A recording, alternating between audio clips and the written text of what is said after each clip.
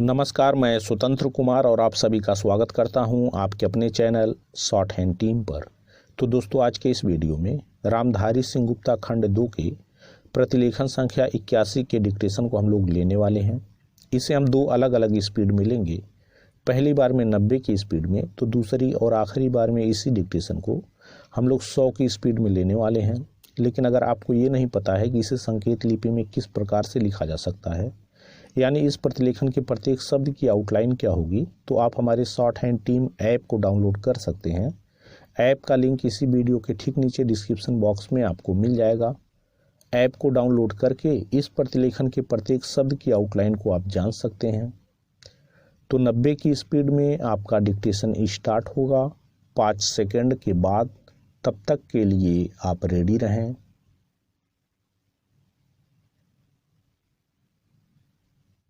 Start. महोदय, संयुक्त राष्ट्र संघ के कई सर्वेक्षणों के आधार पर यह तथ्य सामने आया है कि दुनिया का 2/3 श्रम महिलाएं करती हैं।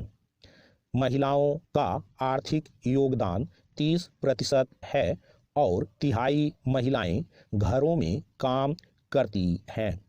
83% महिलाएं खेतिहर मजदूर हैं तथा उनमें अधिकतर पशुपालन, दुग्ध संबंधी उद्योगों में काम कर रही हैं।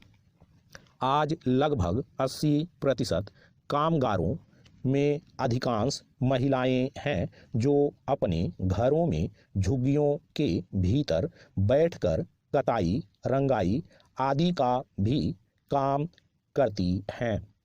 बड़े बड़े शहरों में अधिकांश महिलाएं जो फुटपाथों पर झुग्गियां डालकर अपने बच्चों और आदमी के साथ रहती हैं, सुबह उठकर अधिकांश घरों या कोठियों में झाड़ू पोछा लगाना, बर्तन साफ करना, कपड़े धोना आदि का काम करती हैं।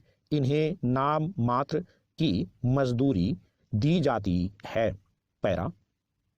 इस प्रकार की महिलाओं की ओर देश का सबसे पहले ध्यान अहमदाबाद की स्वाश्रयी कामगार सेवा संस्था ने खींचा। इसी संस्था ने पहले बुनकरों, कपड़ा, बीड़ी तथा बांस उद्योग में लगी लाखों स्त्रियों के सहकारी संगठन स्थापित किए और उनके लिए एक सरकारी सेवा बैंक की स्थापना की। महिला मुक्तिवाद अंग्रेजी के फेमिनिज्म शब्द का पर्यायवाची है। इस शब्द की आज तक कोई परिभाषा नहीं बनी जो हर समय और स्थान पर लागू की जा सके।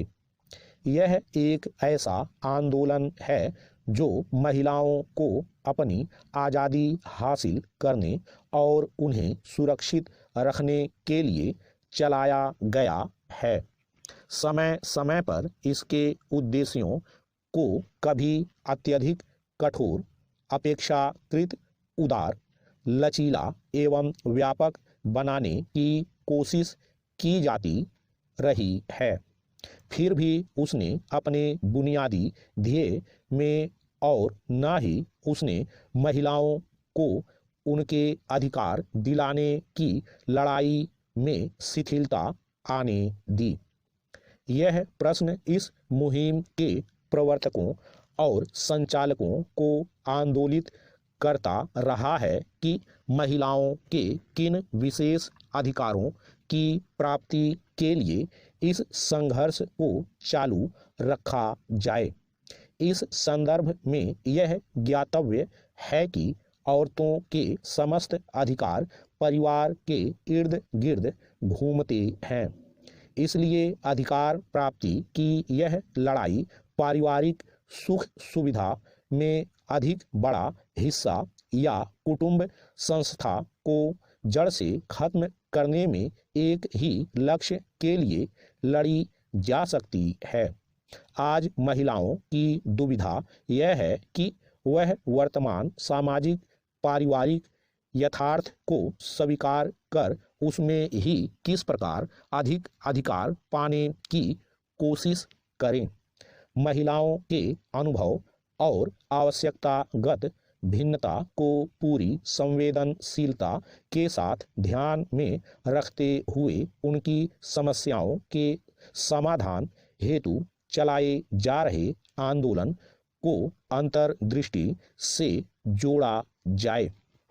दरअसल किसी एक समान मकसद के लिए दुनिया की सारी महिलाओं को एक मंच पर एक साथ लाना संभव नहीं है। जातीय, आर्थिक और सांस्कृतिक भिन्नता महिलाओं की समस्याओं में आड़े आती हैं क्योंकि ये समस्याएं परिवर्तनशील होती हैं। यही वजह है कि आज तक विश्व की महिलाओं की समस्याओं को प्राथमिकता के आधार पर सूचीबद्ध नहीं किया जा सका। स्टॉप। दोस्तों, इसी डिक्टेशन को दूसरी बार में हम लोग 100 की स्पीड में लेंगे और आपका समय स्टार्ट होगा 5 सेकंड के बाद। तब तक के लिए आप रेडी रहें।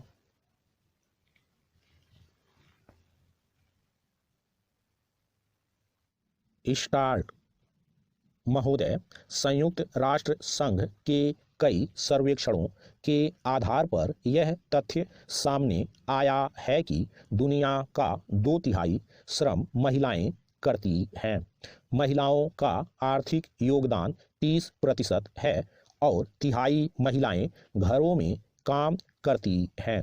83% महिलाएं खेतीहर मजदूर हैं तथा उनमें अधिकतर पशुपालन, दुग्ध संबंधी उद्योगों में काम कर रही हैं। आज लगभग 80% कामगारों में अधिकांश महिलाएं हैं जो अपने घरों में झुग्गियों के भीतर बैठकर कताई, रंगाई आदि का भी काम करती हैं।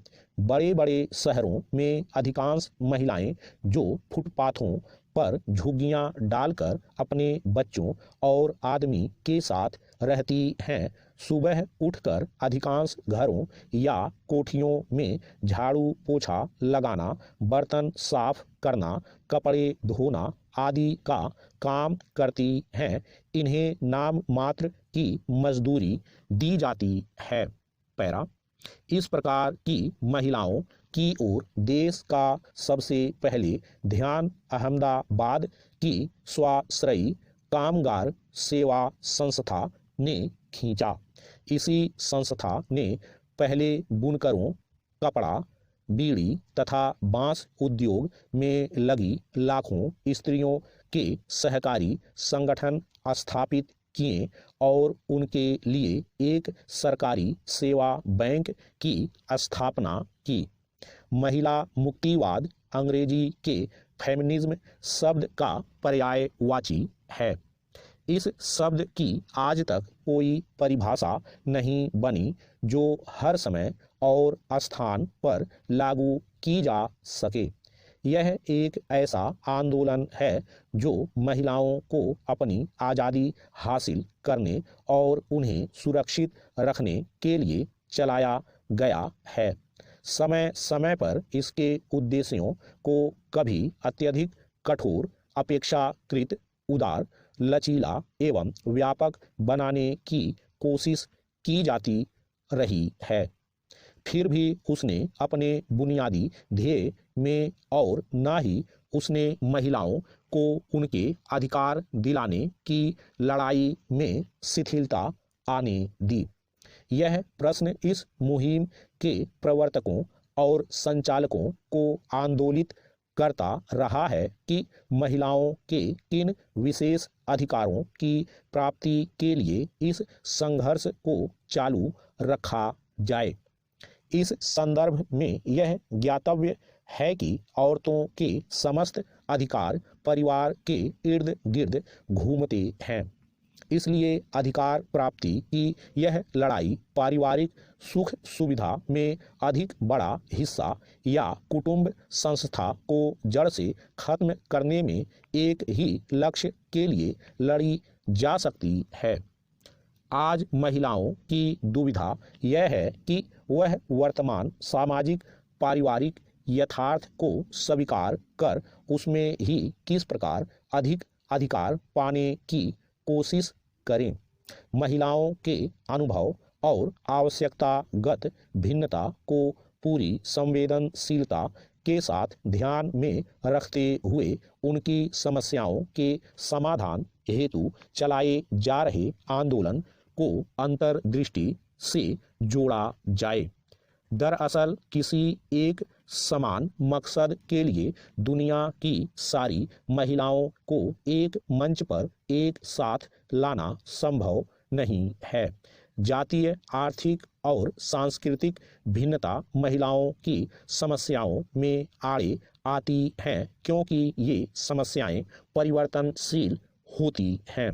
यही वजह है कि आज तक विश्व की महिलाओं की समस्याओं को प्राथमिकता के आधार पर सूचीबद्ध नहीं किया जा सका। स्टॉप।